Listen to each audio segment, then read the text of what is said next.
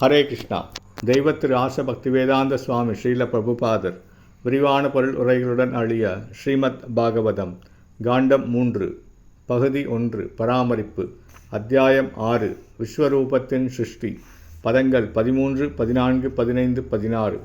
13ஆம் பதம். நிர்பின்னம் தாழு வருணோ லோகபாலோ விசத்தரே ஜிஹ்வயாம் சேன சரசம் யயாசௌ பிரதிபத்தியதே. மொழிபெயர்ப்பு.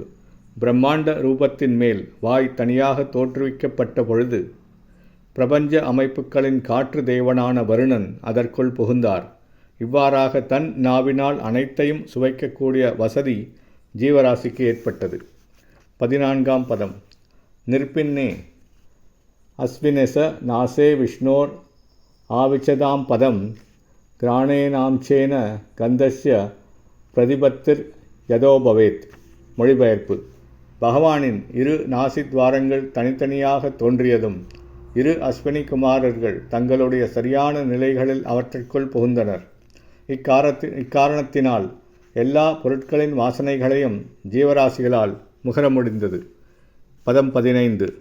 நிர்பின்னே அக்ஷினி த்வஷ்டோ லோகபாலோ விசத் விபோ சக்ஷுஷாம் சேன ரூபானாம் பிரதிபத்திர் யதோபவேத். மொழிபெயர்ப்பு. அதன் பிறகு பகவானுடைய பிரம்மாண்ட ரூபத்தின் இரு கண்கள் தனித்தனியாக தோற்றுவிக்கப்பட்டன. ஒளியின் அதிபதியான சூரியன் பார்வையின் ஒரு பகுதி பிரதிநிதியாக அதற்குள் புகுந்தார். இவ்வாறாக ஜீவராசிகளால் உருவங்களை காண முடிந்தது. 16ஆம் பதம்.